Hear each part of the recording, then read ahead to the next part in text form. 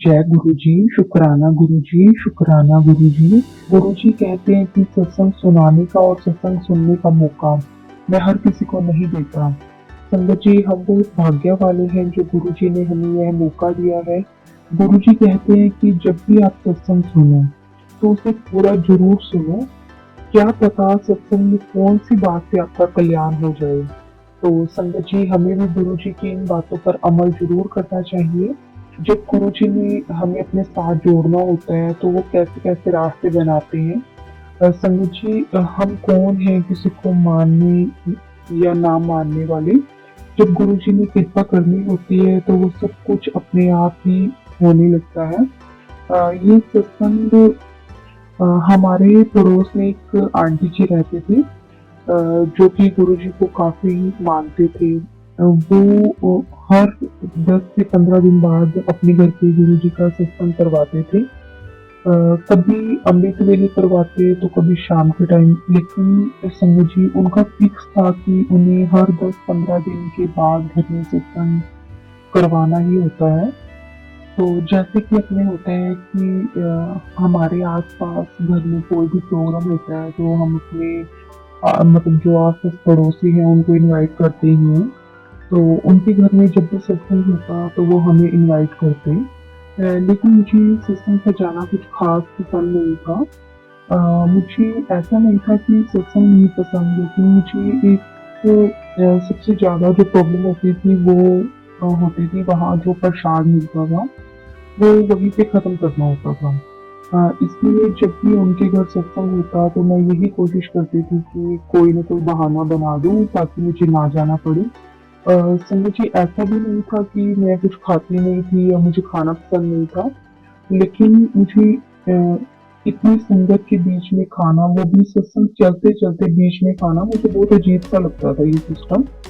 तो एक दिन बैसाखी का दिन था और आंटी जी ने सत्संग करवाया, तो मैं भी चली गई। तो संगत जी, सत्संग खत्म होने के बाद आंटी जी ने मुझे गुरुजी का स्वरूप दिया।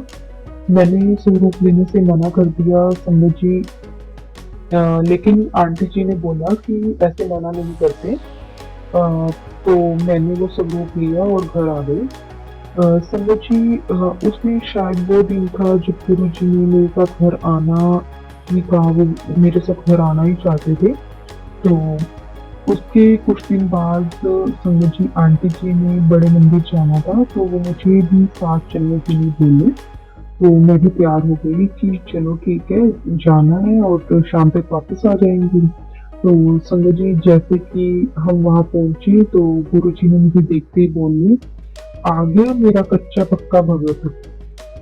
संगत जी, मुझे तो ऐसे लग रहा था जैसे मेरे पैरों के नीचे से ज़मीन ही निकल गई है। संगत जी, हमने माथा टेक के जब हम वापस आने लगे, तो गुरुजी बोले, "अगली बार माता में नाल लेके आएँगे।" जैसे ही गुरुजी ये बोले तो मैं मन ही मन सोचने लगी कि अगली बार हम किनने आना है। तो संगत जी, आप विश्वास नहीं करोगे, अभी मेरे मन में ये विचार आया ही था, तो गुरुजी साथ ही बोले कि पुत्र हुण होर कित्थे जाना है, हुण आना तो पैना ही है। वहाँ जो भी बैठे हुए सब मेरी तरफ देखने लग गए। मैं सोचने लगी कि ये मन की बात ही कर लेते हैं। मेरे तो हाथ पैर ही जैसे ठंडे होने लग गए उनकी ये बात सुन के। उसके बाद संगत जी, हम घर आ गए, लेकिन सारे रास्ते मेरे दिमाग में 1 मिनट की ये बात नहीं निकली। रात काफ़ी हो गई थी घर पहुँचते-पहुँचते, तो मुझे ये था कि जैसे-जैसे ये रात निकली और मैं अपने घर वालों को भी को ये बात बताऊँ कि कैसे-कैसे गुरुजी ने मुझे पहले जाते ही कच्चा पक्का भगत बोला, और आते टाइम जब गुरुजी ने मम्मी को साथ लाने को बोला, तो मेरे मन में जो विचार आया उसे भी गुरुजी ने पकड़ लिया। फिर सुबह होते ही मैंने अपने घर पे सभी को ये बात बताई, तो मम्मी अपना अलग ही खुश कि गुरुजी ने मुझे भी आने के लिए बोला है। लेकिन जो मेरे हस्बैंड थे वो बोले कि ऐसा कुछ नहीं है, उन्होंने वैसे ही बोला होगा और तुझे अब ऐसे ही कुछ लगा, तो ज़्यादा ना सोच। 4-5 दिन बड़ी मुश्किल से, मतलब वो बात दिमाग में रही, और उसके 4-5 दिन के बाद थोड़ी-थोड़ी दिमाग से वो बात निकलने लगी और नॉर्मल होने लगी है। और उसके थोड़े दिन बाद आंटी जी के घर पे सत्संग था, तो उन्होंने सत्संग पे मुझे बुलाया। उस दिन मैंने पूरा मन बना लिया था कि अब मैं सत्संग पर नहीं जाऊँगी, क्योंकि फिर कुछ ना कुछ हो जाता है और फिर कितने दिन दिमाग में ये चीज़ चलती रहती है और दिमाग सेट नहीं होता। लेकिन पंडित जी कहते हैं ना कि जब गुरु ने बुलाना होता है तो वो अपने आप ही बहाने बनने लगते हैं, रास्ते निकलने लगते हैं। वैसे ही मेरे साथ हुआ। मेरे पास आंटी जी की बेटी का फ़ोन आया, वो मुझे भाभी बोलती है। तो वो बोले कि भाभी आज मैं घर पर नहीं हूँ, तो आप पहले चली जाना, मम्मी अकेली परेशान होगी। मैंने कहा कि चलो ठीक है, कोई बात नहीं, चली जाती हूँ।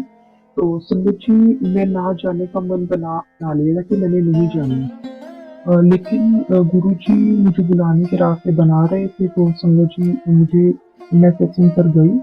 आते टाइम मुझे आंटी बोली कि तुम गुरुजी का स्वरूप जो मैंने तुझे दिया था, तूने वो लगा लिया घर पे? मैंने कहा नहीं आंटी, मैंने अभी वो स्वरूप नहीं लगाया। आंटी बोले कि तू ना आज जाके पहले वो स्वरूप लगा ली। तो फिर मैंने आंटी को बोला कि आंटी, उस दिन जब मैं आपके साथ बड़े मंदिर गए थे, तो उसके बाद मेरे दिमाग से वही बातें नहीं निकल रही। तो मैं अब स्वरूप मैंने नहीं लगाना, क्योंकि फिर मैं वही चीज़ देखूंगी, मेरे दिमाग में वही बातें आएंगी। तो आंटी बोली कि कोई बात नहीं, कि ऐसी जगह पे लगा लेना कि, लेकिन तू लगा कि अपनों ने गुरु को नहीं देखना, गुरु ने अपने को देखना है। तू कहीं पे भी जहाँ तेरा मन करता है तो लगा दे। तो फिर उसके बाद मैं घर आई, तो मैंने वो स्वरूप ऐसी जगह पे लगाया जहाँ मेरा ज्यादा ध्यान न जाए। समझे, मैंने अपनी तरफ से कोई ऐसा रास्ता नहीं छोड़ा था कि किसी भी तरह से गुरु जी से मैं ना जुड़ूं। मैंने अपनी तरफ से हर कोशिश की कि मुझे जब सत्संग से बुलाया जाता, मैं यही कोशिश करती कि मैं ना जाऊं। आंटी ने मुझे स्वरूप दिया, तो मैंने ऐसी जगह पे लगाया कि जहाँ मेरी बार बार नजर ना पड़े। मुझे नहीं था विश्वास, लेकिन वो कहते हैं ना कि अ, एक हम अपने मालिक, अपने रब का हाथ पकड़ते हैं, और एक रब खुद हमारा हाथ पकड़ता है। उस चीज में बहुत फर्क होता है। जब हमारे मालिक ने ही हमारा हाथ पकड़ लिया, वो फिर कभी नहीं छोड़ता। वही सेम चीज मेरे साथ हुई। उसी के नेक्स्ट नाइट हमारे पास एक पेट है। वो डेली रात को जैसे 10-11 बजे हम उसे फ्रेश करवा के जब वो सो जाता है, और सुबह सीधा वो 6-6:30 बजे उसने उठना। तो उस रात क्या हुआ, नियर अबाउट 2 o'clock के नियर अबाउट वो मुझे बार बार उठाई।